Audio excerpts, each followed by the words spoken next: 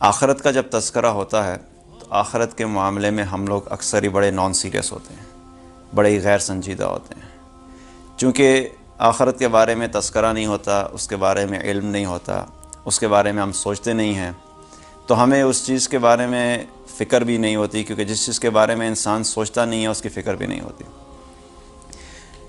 آنے والا وقت جو ہے مرنے کے بعد وہ بڑا کٹھن اور بڑا مشکل وقت ہے، اور کامیابی اور ناکامی کے بارے میں جو اللہ تعالیٰ نے کیا فرمایا کہ کامیاب کون ہوگا، فَمَنْ زُحْزِحَ عَنِ النَّارِ وَأُدْخِلَ الْجَنَّةَ فَقَدْ فَازَ، جو جہنم کی آگ سے بچ گیا اور جنت میں چلا گیا وہ کامیاب ہو گیا، اور جو جہنم میں چلا گیا وہ بہت بڑا ناکام انسان ہوگا۔ جہنم کے بارے میں جب بات ہوتی ہے تو اکثر ہم لوگ بہت ہی آرام سے اس چیز کو بات کر کے آگے چلے جاتے ہیں کہ چلو شاید بہت ہی چھوٹا سا ٹائم ہوگا اور اس کے بعد آگے چلے جائیں گے۔ ایک مرتبہ ایک صاحب سے میری بات ہو رہی تو انہوں نے مجھے بولا کہ تیمور بھائی میں چاہتا ہوں کہ یار یہ دنیا کی مشکلیں اور دنیا کے جو جھنجھٹ ہیں بس یہ ختم ہو، جو ہم مرنا ہے ہم مریں، اس کے بعد جو ہم نے اپنی سزا بھگتنی اپنی سزا بھگتیں، اور ہم اس کے بعد جنت میں جا کے سکون کریں، ریلیکس ہوں۔ تو میں جب وہ بات سن رہا تھا تو میں حیران ہو رہا تھا کہ یار جہنم کو اتنا آسان اور اتنا سمپل سمجھ لیا ہے کہ ایسے ہے کہ جیسے ایک 45-50 ڈگری سینٹی گریڈ کے اندر آپ پکنک پہ نکلے ہیں اور آپ کو تھوڑا سا سن برن ہوا، تھوڑا سا سکن براؤن ہوئی، اس کے بعد آپ جنت میں چلے گئے۔ کیا اتنا آسان ہے اور اتنا سمپل ہے؟ میں آپ لوگوں کو جہنم کے بارے میں تھوڑا سا بتاتا ہوں۔ جو دنیا کی آگ ہے ہماری، جس کے اوپر ہم کھانا بناتے ہیں، جو ہمارے چولہوں میں آگ جلتی ہے، اس کا جو ٹیمپریچر ہے وہ تقریباً 400 ڈگری سینٹی گریڈ ہے، 400 ڈگری سینٹی گریڈ اس کا ٹیمپریچر ہوتا ہے۔ لکڑی کو جب جلایا جاتا ہے اس سے جو آگ پروڈیوس ہوتی ہے، اس سے آگ جو پیدا ہوتی ہے، اس کا جو درجہ حرارت ہے وہ تقریباً 590 degree centigrade 590 degree centigrade تک جاتا ہے۔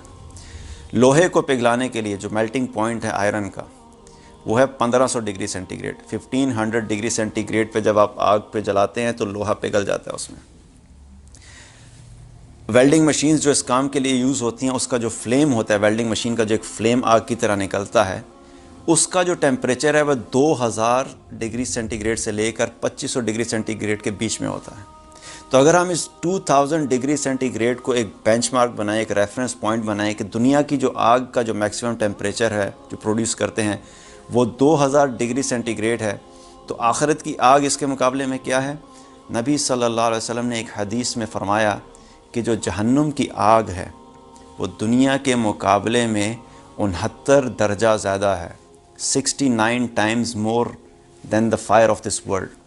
تو اس کا کیا مطلب ہے کہ اگر 2000 ڈگری سینٹی گریڈ کی دنیا کی آگ ہے اور 69 درجے زیادہ ہے، تو اس کو اگر آپ ملٹی پلائی کریں تو that comes out to be 138,000 degree centigrade. 1,38,000 degree centigrade کا ٹیمپریچر بنتا ہے جہنم کی آگ کا۔ ایگزیکٹ کتنا ہوگا اللہ بہتر جانتا ہے، یہ میں ایک آپ کو اس حدیث کے پوائنٹ آف ویو سے بتا رہا ہوں۔ اب آپ سوچیں تو صحیح، 1,38,000 ڈگری سینٹی گریڈ کا میں کوئی شخص اگر جل رہا ہو، وہ کیا آسان کام ہے؟ ہم دنیا کی جو آگ ہے، جو ہمارا چولہا جو جلتا ہے ہمارے گھر میں، اس پہ کسی کو کوئی کہے کہ 1 منٹ کے لیے ہاتھ رکھو یا 5 منٹ کے لیے ہاتھ رکھو تو برداشت کر سکتا ہے کوئی؟ حالانکہ وہ کتنی ہے؟ صرف 400 ڈگری سینٹی گریڈ، اور جہنم کی آگ کتنی ہے؟ 1,38,000 ڈگری سینٹی گریڈ۔ اس میں کون ہے جو اس کے اندر اپنے آپ کو سمجھے کہ میں اس میں سے بس گزریں ہم اور تھوڑی دیر کے لیے وہ ہو، اس کے بعد آگے چلے جائیں؟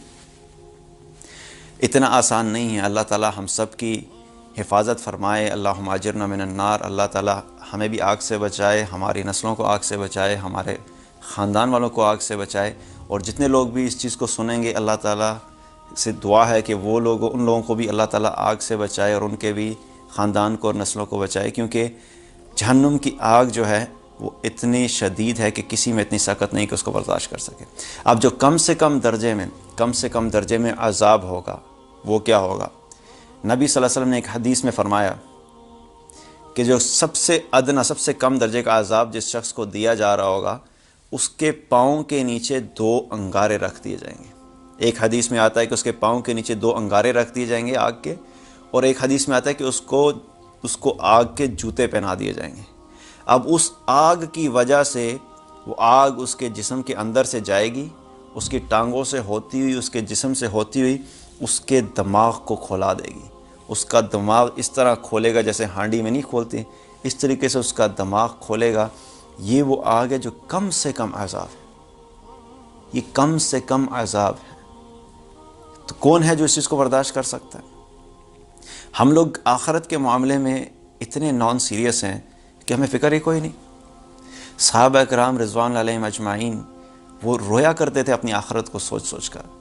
حضرت عائشہ رضی اللہ عنہ جہنم کی آگ کے بارے میں سوچ سوچ کر وہ اکثر رویا کرتی تھی، بہت زیادہ رویا کرتی تھی۔ حضرت عمر رضی اللہ عنہ قرآن پڑھ رہے تھے، جہاں پر جہنم کی آیات آئیں وہ بے ہوش ہو گئے۔ جہنم کی آیات پڑھتے پڑھتے وہ بے ہوش ہو گئے، جہاں پہ جہنم کے عذاب کا تذکرہ آیا۔ دو بڑے صحابہ ہیں، معاذ بن جبل رضی اللہ عنہ اور عبداللہ بن رواحہ رضی اللہ عنہ، بڑے جلیل القدر صحابہ ہیں۔ وہ جب آخرت کے بارے میں، جہنم کے بارے میں آیات سنا کرتے تھے، وہ اتنا رویا کرتے تھے کہ رو رو کے ان کی ہچکیاں بن جاتی تھیں۔ عبداللہ بن مسعود رضی اللہ عنہ ایک مرتبہ گزر رہے تھے، لوہار کی دکان کے سامنے سے گزرے اور لوہار کی بھٹی کو جلتے ہوئے دیکھا، آگ کو، اس کو جب جلتے ہوئے دیکھا اتنا روئے کہ ان کی حالت خراب ہو گئی۔ تو وہ صحابہ جو تھے ان کے بارے میں تو اللہ تعالیٰ نے کیا کہا تھا، رضی اللہ عنہم ورضوا عنہ، وہ تو اللہ تو ان سے راضی تھا اور وہ اللہ سے راضی تھے۔ تو جس سے اللہ راضی ہو گیا اس کا ٹھکانہ تو جنت ہے۔ ان کے پاس تو اس چیز کی گارنٹی تھی، اس کے باوجود وہ اتنے رویا کرتے تھے۔ آج ہم لوگوں کو کیوں نہیں احساس ہوتا؟